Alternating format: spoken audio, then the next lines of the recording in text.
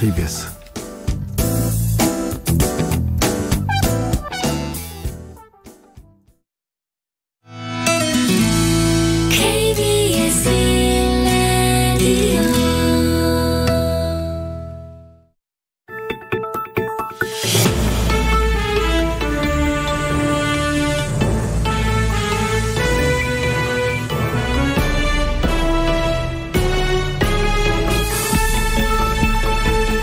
오늘 아침 일라디오.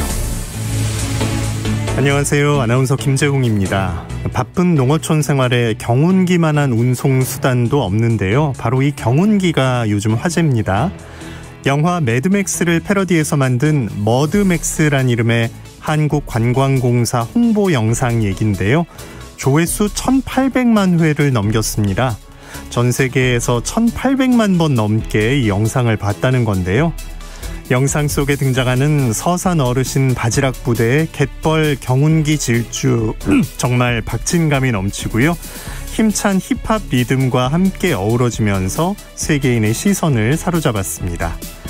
경운기가 고급 오토바이를 능가했다. 꾸미지 않은 있는 그대로가 관광 상품이다. 어르신들 파이팅, 이런 다양한 댓글들이 이어졌는데요. K-팝과 K-드라마를 넘어서 우리 경운기까지 이제 우리의 농어촌 문화, 한국인의 인정과 풍습까지 전 세계 히트 상품이 될 것 같은데요. 그리고 2030 MZ세대와의 소통에도 큰 역할을 해줄 것 같아서 기대됩니다. 9월 27일 월요일 오늘 아침 일라디오 출발합니다. 저는 아나운서 김재웅입니다.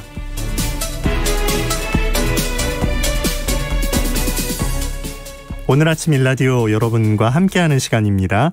방송 들으시면서 단문은 50원, 장문 100원 드는 유료 문자 샵 9730 이용하실 수 있고요.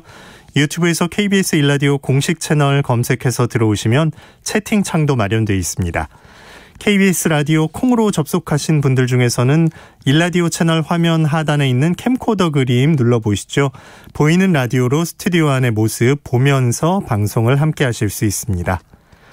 자, 오늘 월요일 아침 이번 한 주에 새농퀴 시작되는 날이죠.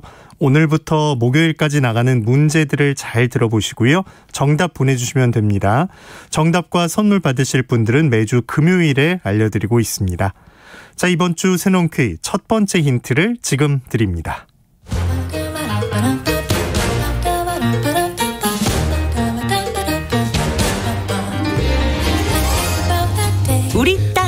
우리 바다에서 자란 맛있고 건강한 우리 농수산물을 알아맞히는 세상의 모든 농수산물 퀴즈 새농퀴. 안녕하세요. 퀴즈 내는 성우 한희정입니다. 가을이 제철인 수산물 이것 좋아하시는 분들 많으실 겁니다. 지난 8월 말부터 금어기가 해제되면서 요즘 서해안 바닷가 그물에는 살이 꽉 찬 이것이 주렁주렁 매달려오죠. 담백하게 쪄먹으면 쫄깃한 식감이 그만이고 얼큰한 탕으로 먹으면 감칠맛이 짜르르르. 나도 모르게 손이 바빠집니다. 껍질째 먹는 바삭한 이것 튀김도 별미고요. 또 간장에 푹 담가 숙성시키면 앉은 자리에서 밥 한 그릇 뚝딱. 그 유명한 밥도둑이 탄생하게 되죠. 정말 이것의 변신은 무궁무진 그리고 무죄. 맞는 것 같네요. 이것은 무엇일까요? 정답하시는 분들은 단문 50원, 장문 100원이 드는 유료 문자 샵 9730으로 보내주세요. 20분께 행운의 선물 드리겠습니다.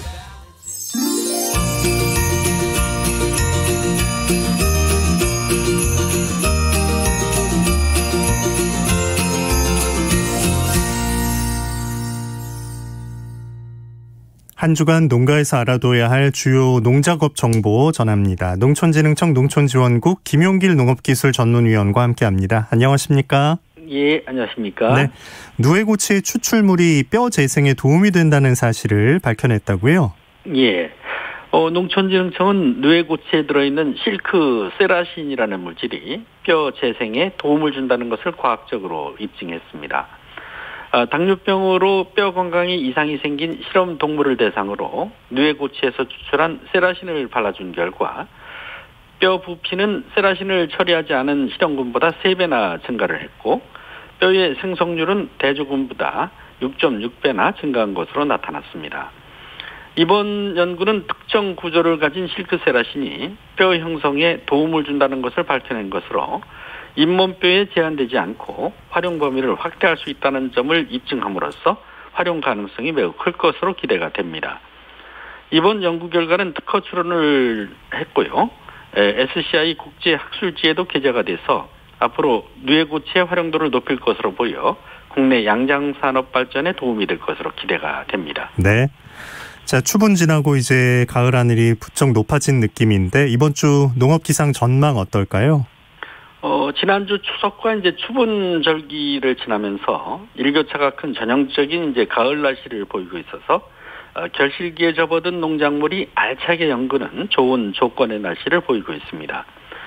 이번 주는 낮 기온이 21도에서 26도 분포로 전형적인 가을 날씨가 예상되고 수요일에 전국적으로 비가 올 것으로 예보되고 있으나 이번 비는 농사에는 단비가 될 것으로 보입니다. 특히 이번 주부터는 낮과 밤의 일교차가 크기 때문에 수확을 앞둔 농작물의 품질 향상에 도움이 될 것으로 전망이 됩니다. 농촌진흥청이 벼 생육 조사를 한 결과 포기당 이삭수가 평년보다 1.6개가 많은 22.6개로 조사가 됐고 1평방미터당 벼알수도 34,992개로 평년보다 3% 정도 증가한 것으로 나타나서 올해는 풍년이 예고된 반가운 소식입니다. 막바지 농사관리도 철저히 잘 하셔서 풍성한 결실을 맺는 가을이 되었으면 하는 소망을 가져봅니다. 네. 자, 각 농가에서 실천해야 할 농사 정보 알아보죠. 먼저 벼농사 어떤 작업이 필요한 시기입니까? 아침과 저녁으로 이제 날씨가 선선해지고 낮에는 따가운 햇살이 내려쬐면서 이제 벼는 하루가 다르게 누렇게 익어가고 있는 상황인데요. 이 시기에는 벼알이 잘 여물도록 완전 물떼기를 해 주셔야 합니다. 벼는 수확하는 시기가 너무 이제 빠르게 되면 쭉정이가 많이 발생이 하게 되고 또 반면에 수확이 너무 늦어지면은 쌀아기 발생량이 증가하기 때문에 적기 수확을 해 주시도록 하시고요. 특히 콤바인으로 벼를 수확할 때는 콤바인 속도가 너무 빠르면은 정상 속도로 수확할 때보다 2배 정도의 벼알 손실률이 발생하기 때문에 반드시 표준 작업 속도를 지켜서 작업을 해주시는 게 중요하겠습니다. 네. 밭작물은 어떤 관리를 해줘야 할까요? 콩이나 고구마 같이 수확기에 있는 밭작물은 적기에 수확을 해서 가을 작물과 이제 월동 작물 파종이 늦어지지 않도록 해주시는 것이 중요하겠고요. 고령지에서 재배한 감자는 서둘러 수확을 한 후에 통풍이 잘 되는 그늘에서 열흘 정도 말린 후에 저장을 해 주시는 게 좋은데요. 이때 저장고의 온도는 3에서 4도 정도, 습도는 80에서 85%에서 저장이 되도록 관리를 해 주시는 게 좋습니다. 결구가 시작된 배추는 하루에 시발당 200리터의 많은 물을 필요로 하기 때문에 주기적으로 물을 주시도록 하고 얼음병이나 녹균병, 또 진딧물과 배추 신나비 등이 확산되지 않도록 병해충 적기 방제를 해주셔야겠습니다. 웃고름은 무와 배추의 생육 상태를 살펴가면서 아주 심기를 한 후 보름 간격으로 3차례 정도 주시는 게 좋은데 무는 시발당 요소 7에서 10kg, 염화카리는 3에서 4kg을 기준으로 주시도록 하고 배추는 요소 15kg을 기준으로 주시면 되겠습니다. 네. 과수농가에서 할 일도 말씀해 주시죠. 과실을 수확할 때는 하루 중 가장 온도가 높을 때는 피하도록 하시고 기온이 낮을 때 수확을 해서 과실의 양분 소모를 줄여주시는 것이 좋습니다. 과실을 수확할 때는 무리한 힘을 가하거나 부딪혀서 상처가 생기지 않도록 하시고 과실의 꼭지가 빠지면 상품성이 떨어지고 저장력이 약해지기 때문에 조심해서 수확을 하는 게 좋겠습니다. 수확한 과실을 저장할 때는 저장 공간을 75% 이내로 해서 냉기의 흐름을 원활하게 해주시는 것이 상품성 유지에 도움이 되겠습니다. 네. 자, 일교차가 커지니까 축산농가에서 가축 사양 관리가 중요하겠네요. 예. 아침과 저녁으로 일교차가 크기 때문에 요즘 같은 환절기에는 어린 송아지 경우에 이제 호흡기 계통 질병에 걸리기 쉬우므로 아침과 저녁에는 보온에 신경을 써주시고 낮에는 환기를 적정하게 해 주시는 게 좋겠습니다. 돼지도 외부 습도가 낮은 요즘 같은 날씨에는 호흡기 계통의 병 발생이 우려되기 때문에 정기적으로 돈살을 소독해 주시고 통로나 빈방에 물을 뿌려서 새끼 돼지는 60에서 80%, 어미 돼지는 40에서 60%의 알맞은 습도가 유지되도록 관리를 해주시면 좋겠습니다. 네, 이번 주 농작업 정보 농촌진흥청 김용길 농업기술전문위원과 함께했습니다. 고맙습니다. 네, 감사합니다.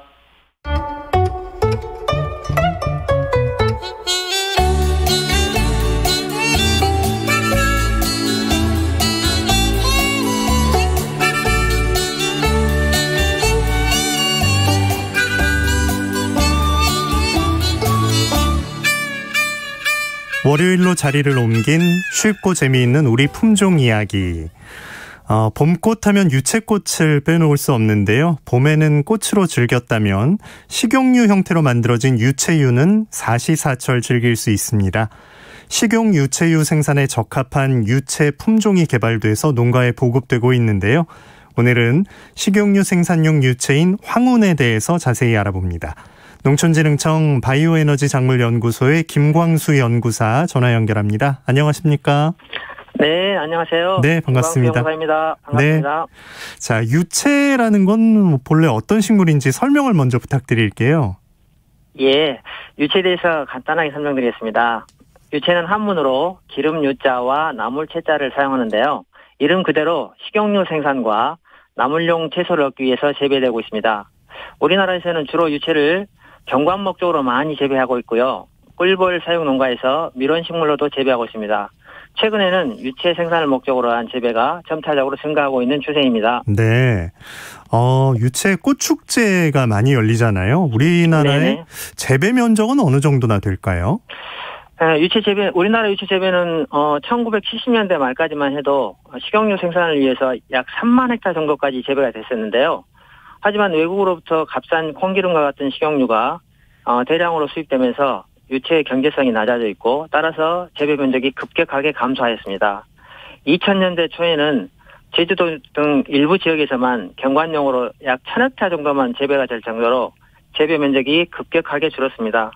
그러나 이제 최근 들어서 여러 지역 자치단체에서 지역 홍보하고 관광 활성화를 목적으로 유채를 이용한 축제를 개최하게 되면서 재배 면적이 다시 증가하고 있습니다. 네.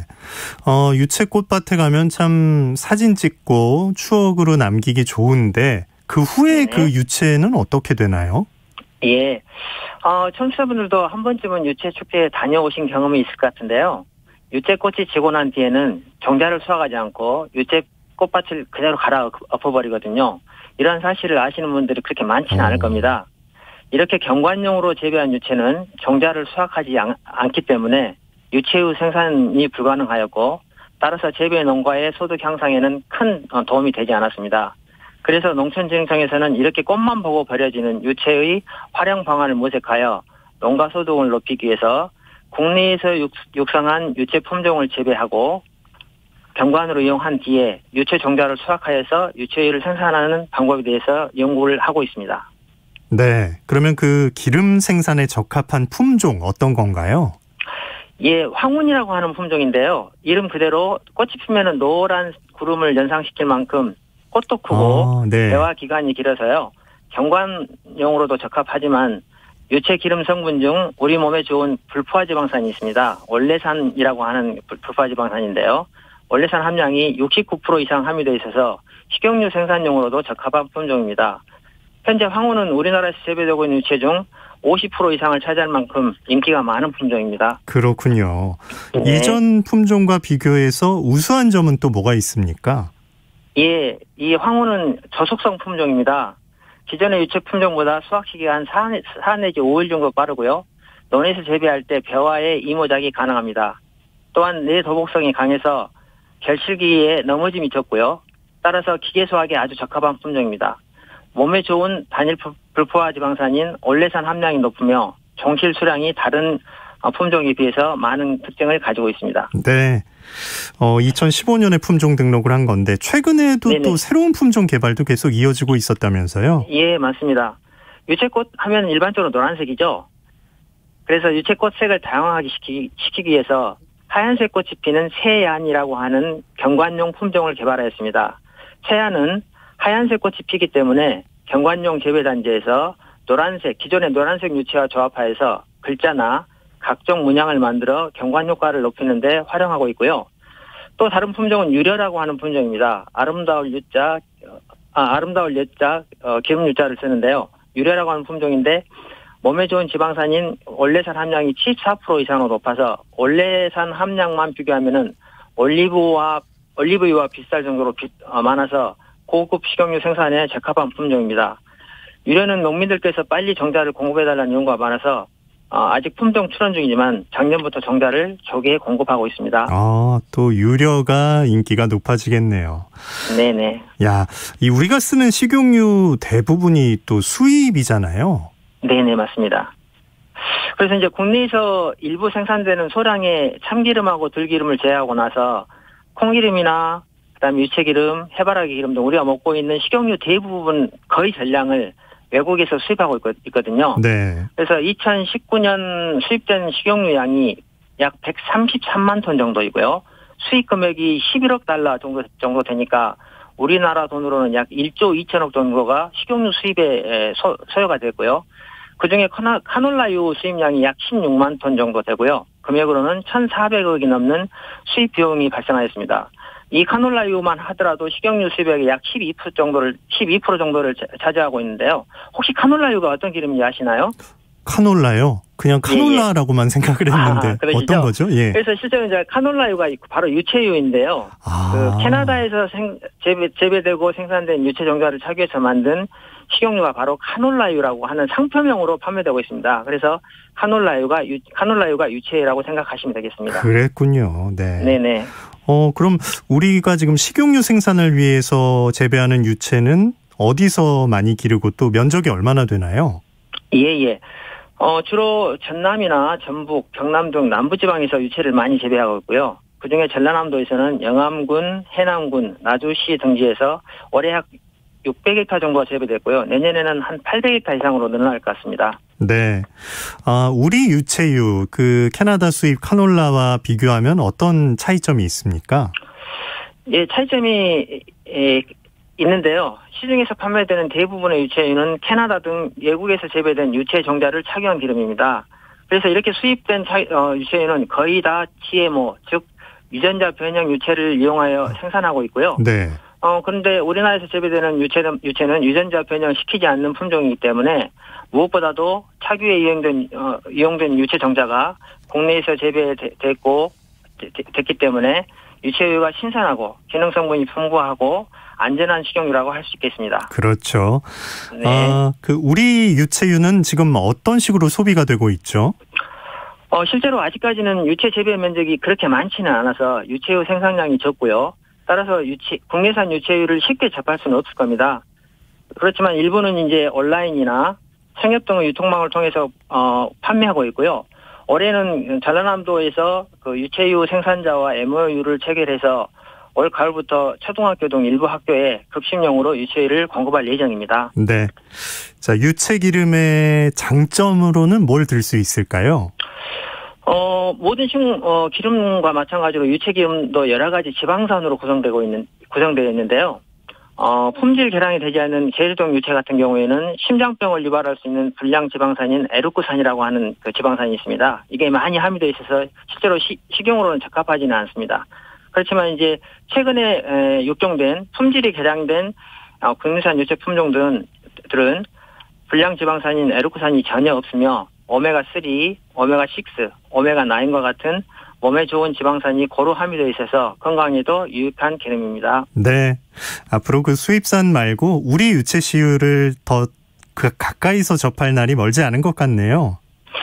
예, 앞으로도 국민들께서 맛있고 또 건강에도 도움이 되는 국내산 유채유를 좀 더 쉽게 접하실 수 있도록 우수한 유채 품종 개발과 함께 유채유 생산량 증대를 위한 연구도 열심히 진행하도록 하겠습니다. 네, 감사합니다.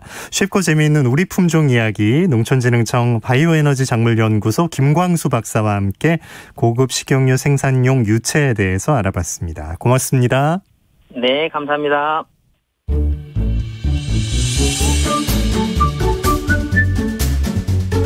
아침을 여는 기분 좋은 습관.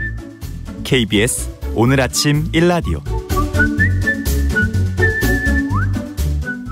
자, 새 코너입니다. 농수산물 유통의 새로운 트렌드를 살펴볼 마케팅 브리핑. 빅데이터 전문 업체인 마이테이스트의 민지영 대표 나오셨습니다. 안녕하세요. 네, 안녕하세요. 반갑습니다. 자, 오늘 첫 시간인데 앞으로 어떻게 꾸며주실 생각인지 먼저 들어볼 수 있을까요? 네, 어떤 산업이든 빅데이터를 빼놓고 이제는 이야기할 수가 없게 되었는데요. 그래서 특히 우리 식생활에 가장 밀접한 농산물 역시 마찬가지일 거라고 생각이 듭니다. 그래서 이제 청취하시는 소비자 또 생산자 모두가 재미있게 들으실 만한 최신 마케팅 트렌드를 데이터와 좀 접목해서 소개를 해드리려고 해요. 네, 기대해 보겠습니다. 서산 경운기 부대 질주 영상에 대한 얘기로 오늘 시작했는데 농촌에서도 지금 MZ세대 활약이 커지고 있다면서요?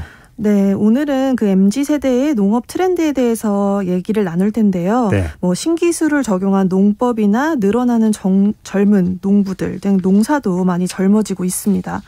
사실은 이렇게 귀농 인구가 좀 젊어지고 있다는 점이 농사를 또 젊게 만드는 가장 큰 요인으로 보이는데 연평균 귀농 인구가 약 45만 명인데 이 중에 절반 이상이 40세 미만이라고 하더라고요. 네, 이렇게 2030 세대의 귀농이 농사 기법부터 마케팅 또 판매 유통 방식에까지 영향을 미치고 있는데요. 각 지자체에서도 고령화되는 농촌의 나이를 또 낮추기 위해서 또 트렌드를 주도하는 젊은 세대를 잘 이해하고 있는 이들이 도입하는 농업 방식이 또 농촌 경제의 활성화에도 도움이 되고 있기 때문에 젊은 귀농인들에게 혜택을 주는 것 등 시너지를 내기 위해서 노력을 하고 있다고 합니다. 그래서 오늘 좀 젊은 농부들이 어떤 노력을 하는지 MZ세대에게 인기 있는 품종이랑 마케팅 방식이 무엇인지 좀 소개를 해드리도록 하겠습니다. 맞아요. 늘 비슷하던 우리 문화에 뭔가 변화를 가져온 네. 실제 젊은 농부들이 만들어낸 것들이 있잖아요. 네, 어떤 맞습니다. 게 있는지 먼저 들어볼까요? 네, 최근 1, 2년 사이에 여름이면 대란을 일으키는 채소가 생겼는데요. 데이터상에서도 매년 6월에서 7월마다 특히 작년하고 올해에 가장 많은 언급량을 보여준 초당 옥수수입니다. 맞아요. 신기했죠, 네. 참. 예. 맞아요. 당도가 매우 높다는 뜻으로 초당이라고 불리는 이 품종이 또 30대 초반의 농부가 처음으로 들여온 품종이라고 하더라고요. 당도가 일반 옥수수에 비해서 3배 이상 달면서 수박이랑 멜론하고 비슷한 정도라고 합니다. 근데 처음에는 사람들이 이 초당을 강원도 지역명으로 착각을 할 정도로 사실 인지도가 없었는데 최근에는 SNS하고 커뮤니티를 기반으로 입소문이 나면서 이제는 옥수수를 사기 위한 옥수수 티켓팅을 한다고 네. 할 정도고요. 이를 활용한 디저트나 음료까지 출시가 되면서 굉장히 큰 관심을 얻게 된 품종이죠. 맞아요. 대표적인 게 초당 옥수수인 것 같고 네. 또 다른 걸로 뭐가 있었나요? 네, 옥수수 티켓팅 말고 복캐팅이라는 키워드도 들어보셨는지 모르겠어요. 네, 바로 복숭아인데요. 이제 일반적인 복숭아가 아니라 젊은 세대를 중심으로 화제가 되는 납작 복숭아가 있습니다. 네, 도넛 복숭아, UFO 복숭아라는 별칭도 가지고 있는데 네. 원래는 유럽 여행을 가면 꼭 맛봐야 될 과일로 알려져 있었거든요. 근데 국내에는 생산하는 농가가 없었는데 최근 1, 2년 새에 역시 별스타그램 기반으로 인기가 좀 늘어났어요.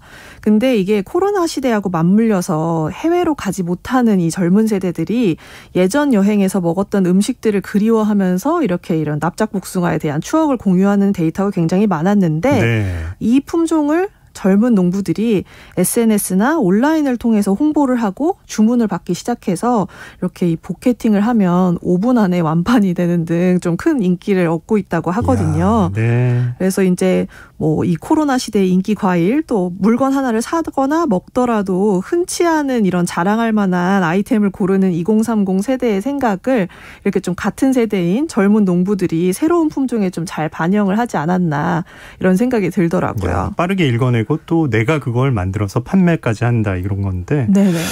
MZ세대들은 물건을 사는 것도 조금 기존과는 다른 것 같아요. 네. 사실은 과일, 농수산물 하면은 인터넷보다는 오히려 홈쇼핑에서도 좀 많이 판매를 하긴 했었잖아요. 네. 직접 이렇게 좀 보여주면서 소개하고 이렇게 40, 50대들이 주 고객층이었던 채널이었는데 사실은 TV 시청을 좀 젊은 세대가 안 하기도 하지만 아무래도 1인 가구 비중이 높은 젊은 세대에게는 이렇게 대량으로 구매하는 것이 굉장히 부담으로 적용됐다고 해요. 네네. 근데 이제 최근에는 라이브 커머스라고 해서 SNS 채널에 라이브 방송하고 홈쇼핑의 특징을 합한 이 새로운 채널에서는 MZ세대가 굉장히 열광을 하고 있다고 하거든요. 근데 사실은 이게 판매자가 생방송으로 물건을 판매하면서 소비자가 남기는 질문에 즉각적으로 답을 해주고 맞아요. 네, 소통을 해주는 것 이것에 굉장히 장점을 느끼고 있다고 하고요. 그리고 이제 그 MZ세대가 시청하면서 바로 모바일로 버튼 하나만 클릭하면 구매를 할 수 있기 때문에 그 점도 굉장히 그 장점으로 적용을 한다고 하더라고요. 네. 아무래도 그 온라인이나 모바일로 소통을 하는 게 굉장히 익숙한 세대잖아요. 그래서 이들이 이제 라이브 커머스 시장을 굉장히 성장하는데 영향을 미치고 있다라고 볼 수가 있겠고요. 네.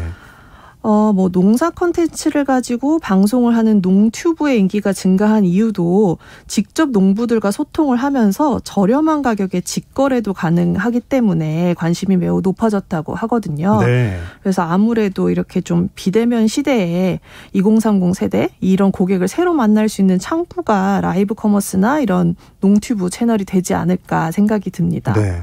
그러니까 내가 직접 찾아보는 사람이 있는데 그 사이에 다른 그 경로를 통해서 굳이 살 필요가 없는 거잖아요. 그 사람한테 직접 질문하고 구매까지 하는. 이런 라이브 커머스. 사실 하루 종일 정말 스마트폰 보면서 사니까 그걸로 통해서 산다는 게 가장 자연스러워 보이네요. 그들에게는. 네. 라이브 커머스라는 걸 접해본 소비자들 반응은 어떻던가요? 네, 뭐 지금 제가 뭐 소통 얘기를 많이 했었는데 네. 그 가장 긍정적인 반응이 나오는 이유가 믿음이 가기 때문이라고 하더라고요. 그 전문 방송인이 나와서 소개를 하는 것보다 생산자가 직접 참여를 해서 생산 과정을 공개하고 소통을 하는 방식이 굉장히 긍정적이다 이런 반응이 많았고요. 네.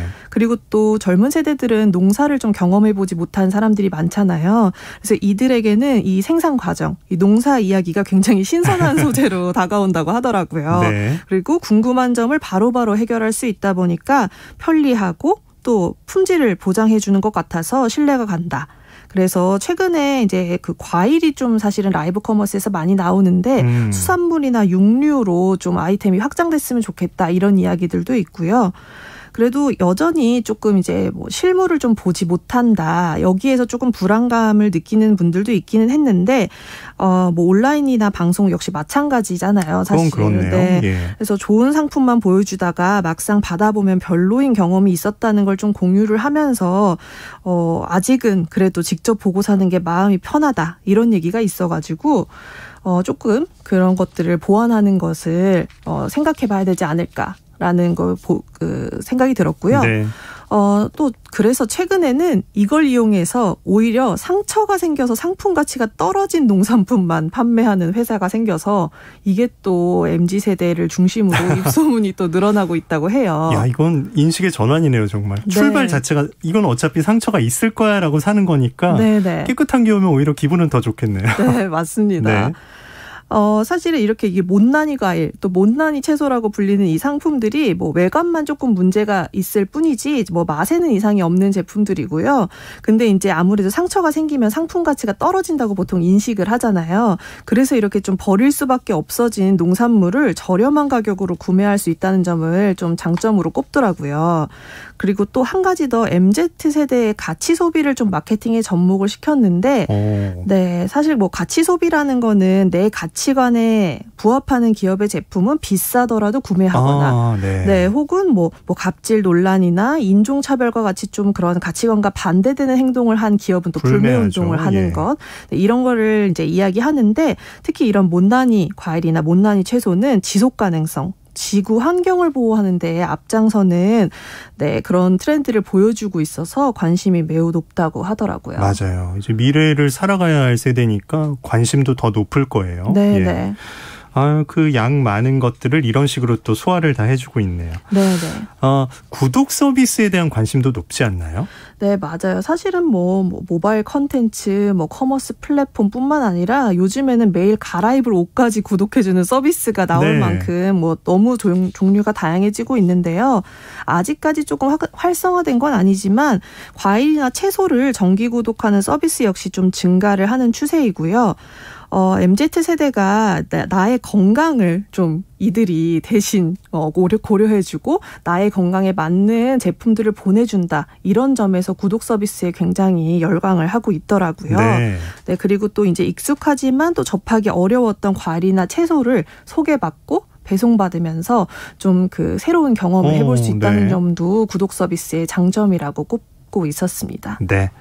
자, 젊은 농부들의 이런 도전 또 트렌드가 참 또 새로운 시장을 또 키워나갈 수도 있다. 이런 기대가 생기네요. 네, 2030 세대를 또 가장 잘 이해하고 있는 세대가 직접 농업에 뛰어들고 또 그들이 익숙한 방식으로 판매하는 게 또 시장을 확대하는 확실한 방법이라는 생각이 들었고요.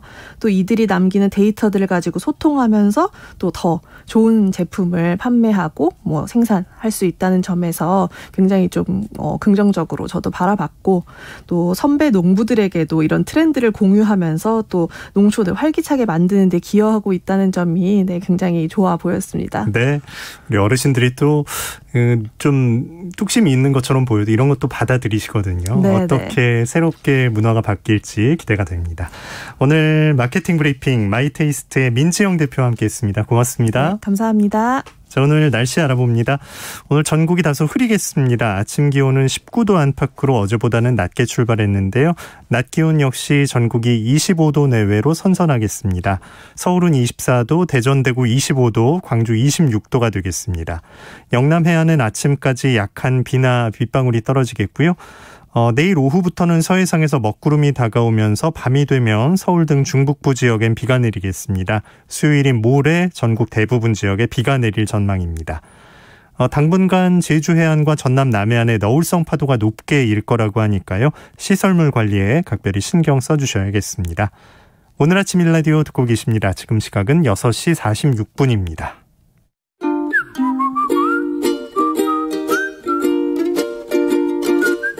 오늘 아침 일라디오 김재용 아나운서의 진행으로 듣고 계십니다.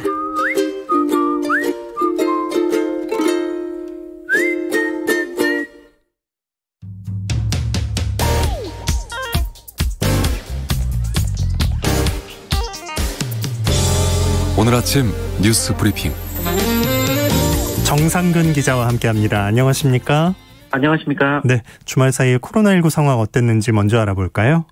네, 이 상황이 상당히 좋지 않았습니다. 지난 토요일 영시기준 확진자가 그 역대 최다인 3,273명, 그리고 어제 확진자가 2,771명이 나왔습니다. 이 주말 이틀 사이 확진자가 무려 6,000명이 넘게 나왔는데요.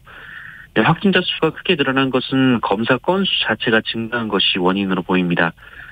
연휴 전 10만여 건이던 검사 건수는 연휴 직후 2배 이상 크게 늘었습니다.